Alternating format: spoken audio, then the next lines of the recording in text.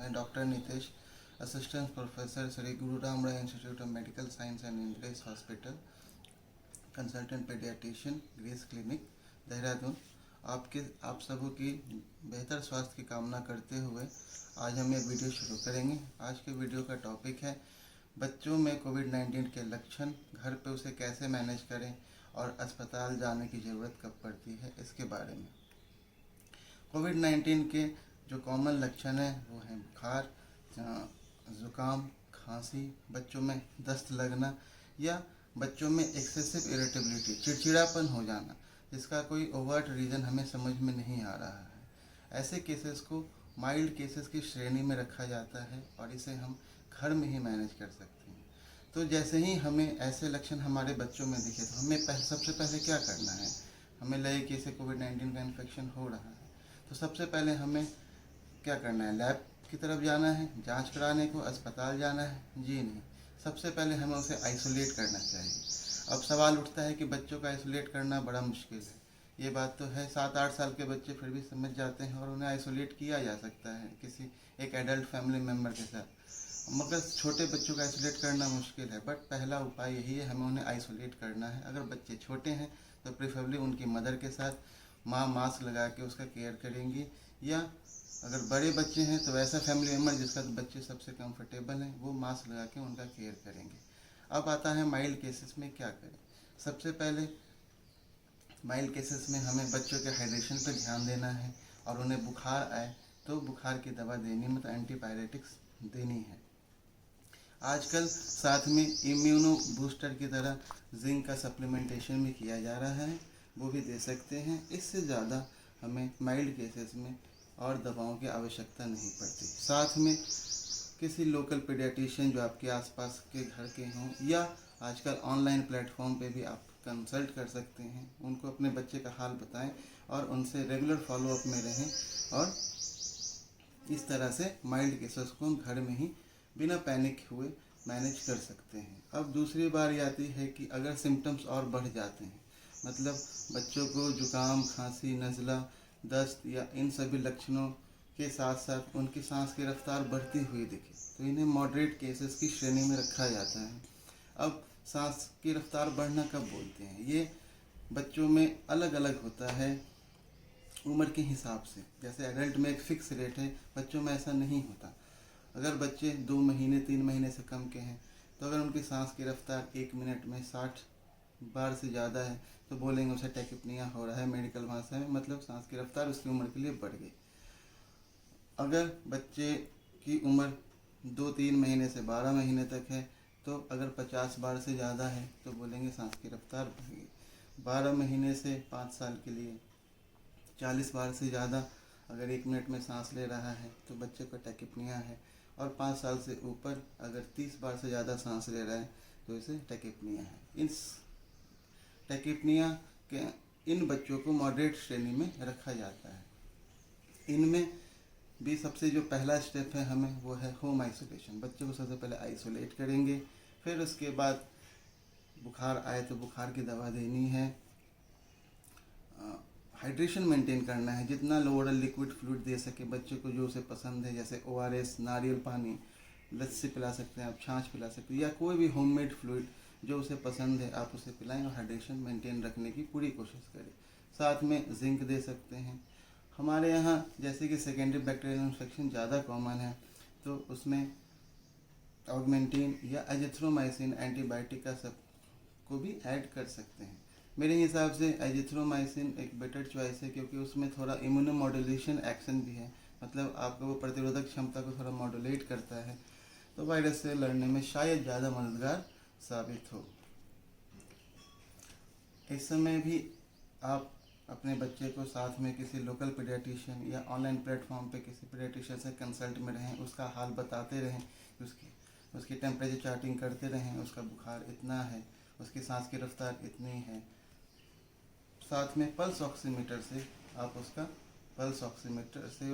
Blood का oxygen saturation नाप सकते हैं। जब तक ऑक्सीजन सैचुरेशन 94 के ऊपर है तब तक घबराने की कोई ज़रूरत नहीं है। घर पे इन इलाजों के साथ अपने बच्चे को होम आइसोलेशन में रखें और रख रखाव करें।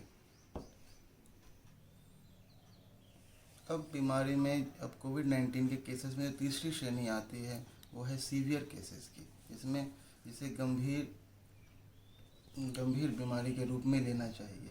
बच्चों को शुरू तो हुई है ज़ुकाम, खांसी और थोड़ी सी सांस बढ़ने की रफ्तार के साथ, बट ये वहाँ पे न रुक के आगे प्रोग्रेस कर गई और बच्चे में कुछ लक्षण ऐसे आने लगे जैसे हाथों का, पैरों का या होठों का नीला पड़ना, पल्स ऑक्सीमीटर में सैचुरेशन 94 से कम होना, या सांस लेने में बच्चा ताकत लगा रहा है, जोर लगा रहा है, उसकी पसलियाँ अंदर को धंस रही है, उसका ओरल इंटेक कम हो गया, पहले से बहुत कम हो गया, बच्चा लिथार्जिक रहने लगा, मतलब सुस्त हो गया, पहले जिसने उसकी एक्टिविटी थी उससे काफ़ी कम हो गई, व्यवहार में बदलाव, दौरे जैसे लक्षण, सीजर या एनकेफलोपैथी, या ऐसा कोई भी बच्चा जिसको कोई पुरानी गंभीर समस्या हो जैसे कंजेनिटल हार्ट डिजीज़, जन्मजाति रोग, कोई हृदय विकार हो, या क्रोनिक किडनी डिजीज़, गुर्दे की कोई पुरानी बीमारी, या क्रोनिक लंग डिजीज़, ऐसे कोई भी बच्चे हों जिन्हें ऐसा कोई पुराना बीमारी हो, उन्हें जहाँ तक पॉसिबल होना चाहिए हॉस्पिटल में मैनेज करें, ये उनके लिए ज़्यादा बेहतर है।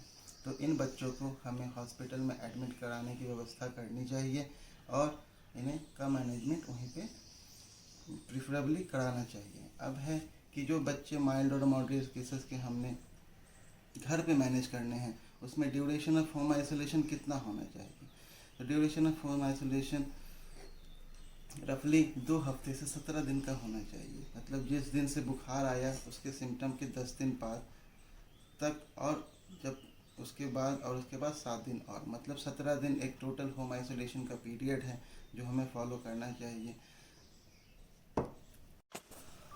अब माइल्ड केसेस में जिन्हें हमने होम आइसोलेशन में रखा था, उन्हें वापस अपने नॉर्मल दिनचर्या में आने के लिए नेगेटिव रिपोर्ट डॉक्यूमेंट कराना ज़रूरी नहीं है। तो माइल्ड केसेस में हम रिपीट जांचें या कुछ वगैरह नहीं कराएंगे। जैसे ही होम आइसोलेशन की अवधि पूरी होती है, बच्चा अपने परिवार में अपने नॉर्मल दिनचर्या के साथ वापस आ सकता है। अब ये है कि बच्चों में कोविड की जांच कब कराएं, क्या हमें सभी केसेस में कोविड जांच करानी चाहिए, इसके लिए परेशान होना चाहिए? ऐसा नहीं है।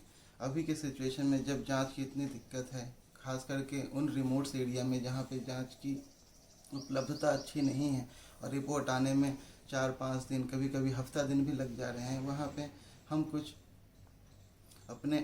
कुछ चीज़ों को इम्प्रोवाइज़ कर सकते हैं। जैसे घर में एक बच्चा है जहाँ पे एक कोविड के केस है या किसी एडल्ट को कोविड के मिलते जुलते लक्षण है, पर बच्चा एसिम्प्टोमेटिक है। एसिम्प्टोमेटिक कैरियर बच्चों में बहुत ही कॉमन प्रेजेंटेशन है कोविड के लिए। बच्चे को कोई लक्षण नहीं होंगे, मगर हो सकता है वो कोविड पॉजिटिव है। तो ऐसी स्थिति में हम बच्चे को होम आइसोलेशन में रखेंगे, क्योंकि हमें पता है, एक क्लू है कि इस घर में या बच्चा जो है कोविड-19 के केस के कांटेक्ट में गया है। तो इसमें हम माइल्ड केस की तरह इसको मैनेज करते हुए होम आइसोलेशन में रखेंगे। बुखार आती है तो बुखार की दवा देंगे और हाइड्रेशन मेंटेन करने की कोशिश करेंगे।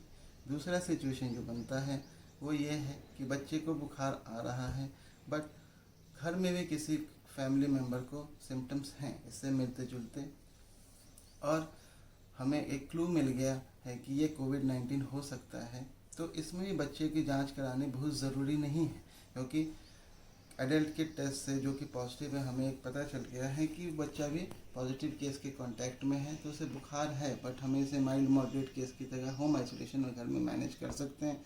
जांच कराने के लिए बहुत परेशान नहीं होना चाहिए।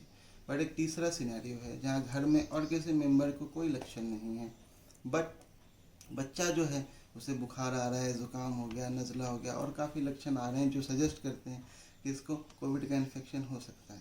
इस स्थिति में हम बच्चे की जांच करानी ज़रूरी हो जाती है, क्योंकि हमें कोविड-19 के होने का और कहीं से कोई क्लू नहीं मिल रहा है। तो इस स्थिति में बच्चों की जांच करानी ज़रूरी है। अब कुछ बातें जो कोविड-19 में घर पे ना करें तो ज़्यादा बेहतर है। उसमें सबसे इम्पॉर्टेंट है नेबुलाइज़र का यूज़ करना। नेबुलाइजेशन घर पे ना करें, क्योंकि ये ड्रॉपलेट क्रिएट करते हैं और ये इन्फेक्शन को घर के या आसपास में फैलाने में मददगार साबित हो सकते हैं। तो घर पे नेबुलाइजेशन का इस्तेमाल नहीं करना है। दूसरा, स्टीम लेना। आजकल लोग काफ़ी स्टीम ले रहे हैं। तो स्टीम लेना कुछ हद तक मददगार साबित हो सकती है, फ़ायदेमंद हो सकती है, बट बहुत ज़्यादा स्टीमिंग भी ना करें। इतना ज़्यादा स्टीम न लें कि आपके वो अपर एयरवे में कोसा को डैमेज करे। तो अगर ये ऐसा करेंगे तो उससे वायरस को अटैचमेंट में ज़्यादा मदद मिलेगी। तो स्टीम भी एक लिमिट में लें। मैं कहूँगा दिन में 2 बार या 3 बार काफ़ी होता है। तो ये थी संक्षेप में कोविड-19 के बारे में दी गई जानकारी। उम्मीद है आप लोगों के लिए ये उपयोगी साबित होगी। इस कठिन परिस्थिति में स्वस्थ रहें, सुरक्षित रहें और संयम रखें। धन्यवाद।